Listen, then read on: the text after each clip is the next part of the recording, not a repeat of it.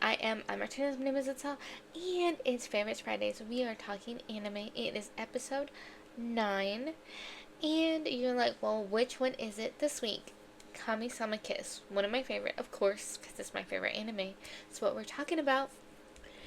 And remember when I was talking about Your Name, and I was like, yeah, and there's an anime that expounds on the Red String of Fate. It's this one. So they don't talk about it until season 2, but like how like connected to your pinky that your fate is connected to, like, the love of your life, like your soulmate, like all that.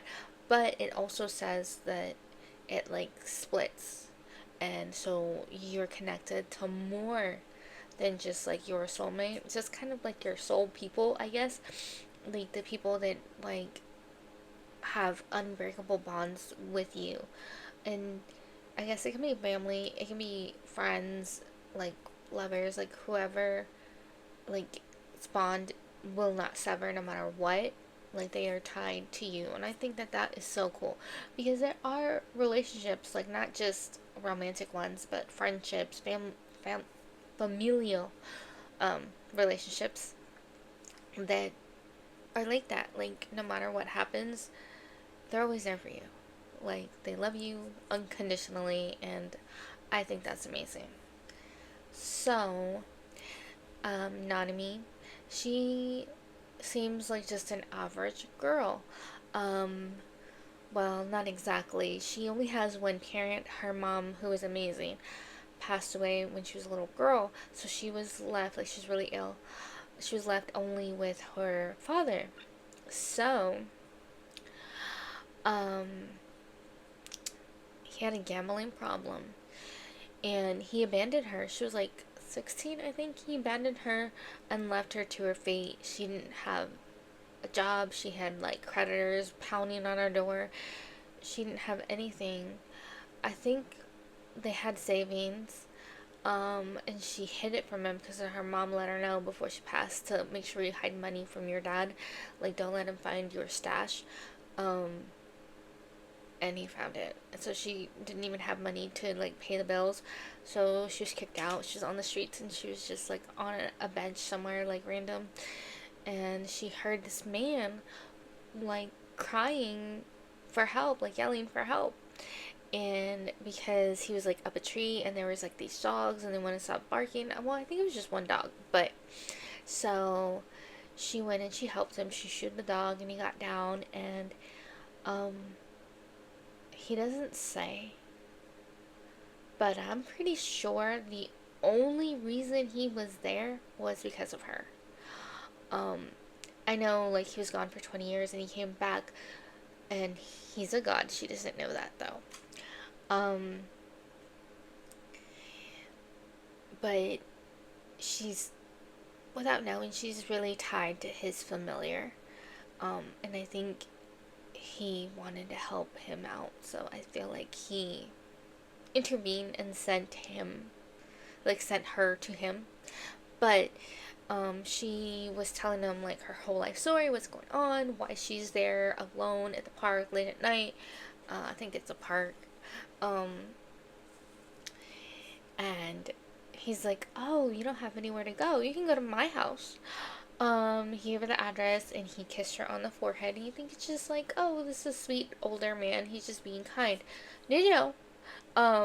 Without saying anything, because he is a god, he passed his god ability, like in that kiss, to her. So without knowing it, she's a god. Not only is she a god, she's still human. So being a god and being human, um, poor Nanami. Um, she doesn't have all the powers and strengths and ways to defend herself as a normal god. So it kind of is thrust on her familiars, like Tomoe, and later on she has another one. What was his name? Oh, it's gonna bother me. I'm gonna look it up because it's gonna bother me. Like, I know his name. So, um, yeah, so when she gets there, it's like this rundown, like temple, and she thinks that like she's been like pranked or something. Like, this can't be it. Like, you are messing with me, you know? So, yeah. It's like, I see his face. What is his name?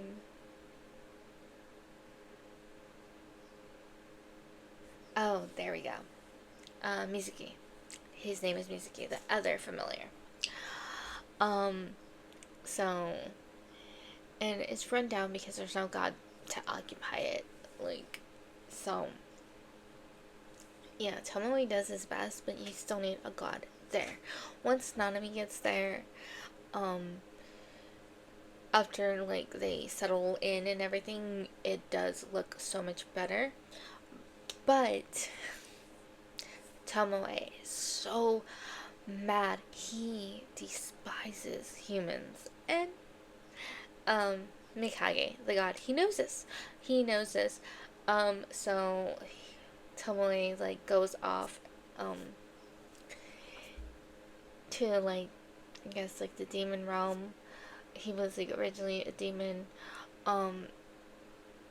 Because he's like mad. He's like, I don't want to deal with this. You freaking saddle me with a teenager. Like, remember, he's hundreds of years old. So, he's not happy at all. So, yeah.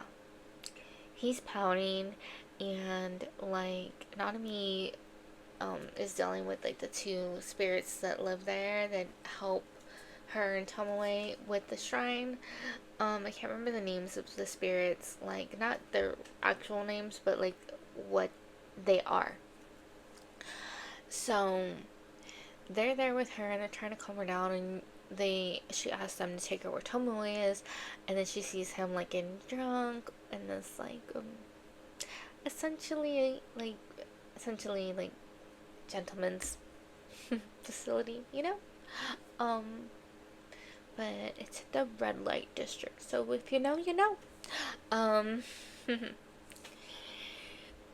So yeah, she gets so mad and angry, and she storms off, but she doesn't know how dangerous it is. And then Tomoe's like, oh my goodness, I have to go save her because all these demons are gonna try to eat her to take the god power, and it's like a thing. So they tell her, the two spirits, they tell her how to make him her familiar, like how to force it on him. To become a familiar, you have to seal it with a kiss. So she kind of forces a kiss on him. And then he has no choice but to listen to her, because once you're familiar, you cannot defy your master. So, yeah. He becomes more agreeable after that. He's pretty angry because it wasn't his choice. With Mikage, it was his choice. So, I get that. She forced it on him. He didn't want it anymore. But it is what it is. And, like, the first season is kind of her, like, kind of dipping her toes into her abilities and, like, getting used to being a god and balancing the god life and her, like, real life. And, she ends up becoming friends with a demon, and he tries to steal her power like everybody else, but he comes around, and, he's a Tengu, like, a crow demon, and, his name is eluding me, like, what is over here, da, da, da, da. So, the spirits are Onigiri and Kotetsu, but what is the other guy's name? Is it Kurama? It's Kurama. I'm pretty sure it's Kurama.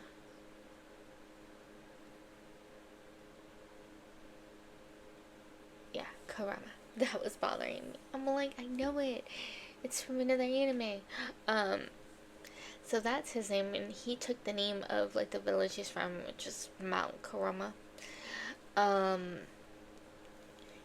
He's, like, the leader's son, and he ran away to go to um our world, because he just never felt like he fit in there with all the rules, regulations, and just how they were. He just felt so alone. And yeah.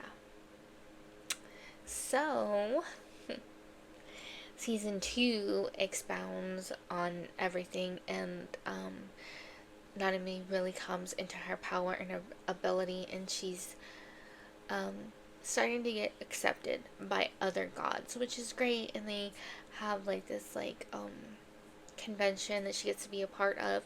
She has to prove herself. Yeah, she has to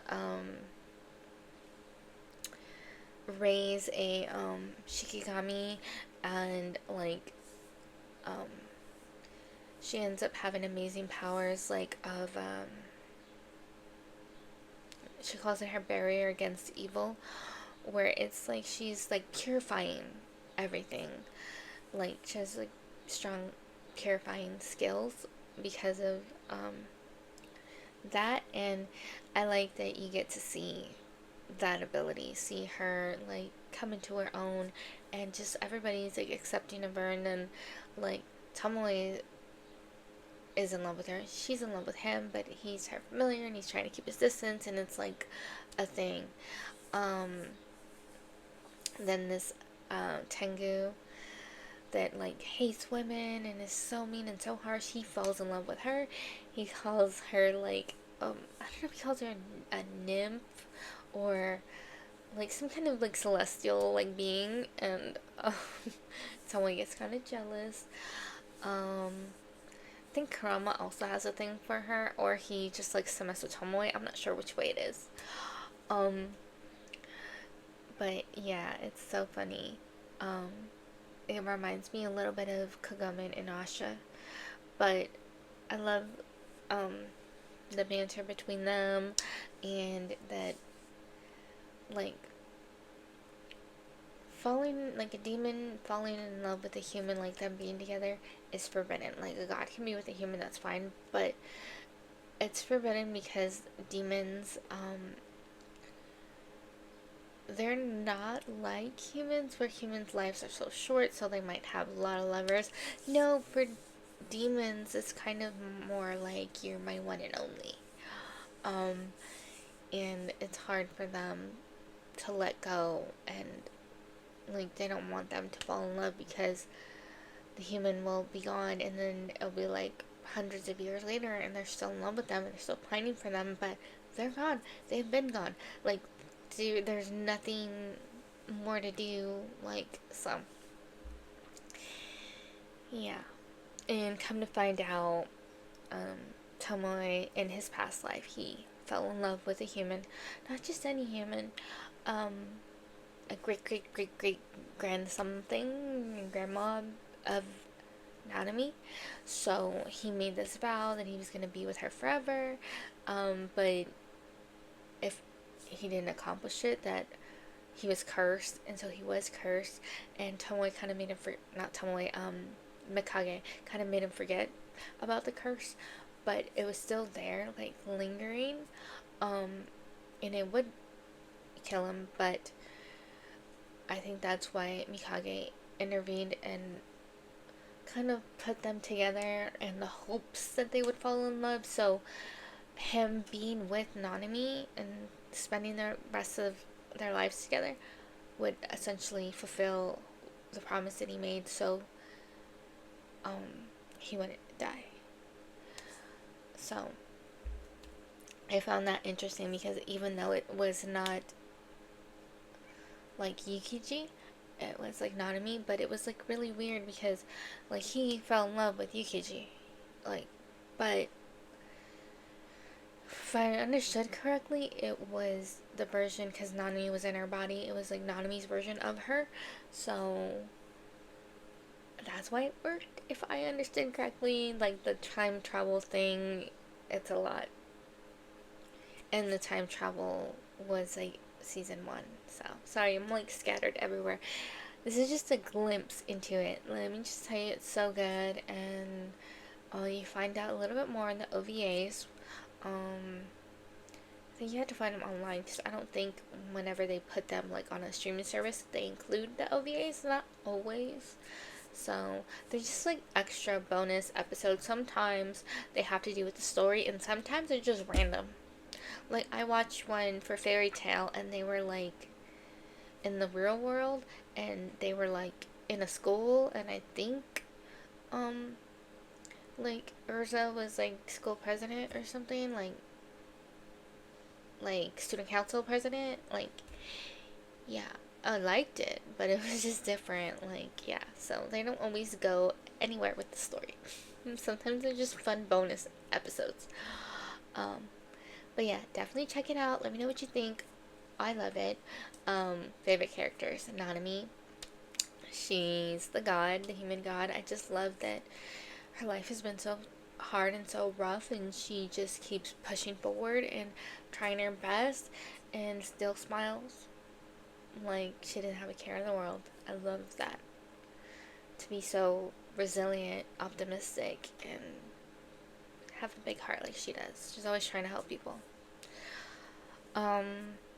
Tomoe, because I know how hard it is to trust people after you've had your heart pretty much ripped out from your body, and I'm glad that he's able to, and I'm glad that even though he's rough around the edges, like he is very kind and caring about those that he loves. So, Nanami, Tomoe, and I do like Mikage. I don't like how sneaky he is about things, like behind the scenes, always doing stuff, always making moves, and that he doesn't want to tell people what he's up to, but he's a god, he doesn't really have to. He reminds me a little bit of Kisuke Urahara from Bleach. So, yeah. He seems to like wear a hat a lot too. Anyways, I like them a lot. Um, I do like Karama. He is like he's a singer, like really really famous. Um, Another one, rough around the edges, doesn't really like let people in all that much, but he is a good friend, and he's been there for Nanami, and he tries his best to be supportive, and I like that. Um, those are my main favorites. So thank you for spending time with me. Be sure to give the video a thumbs up if you like it, and catch me in the next one. Bye.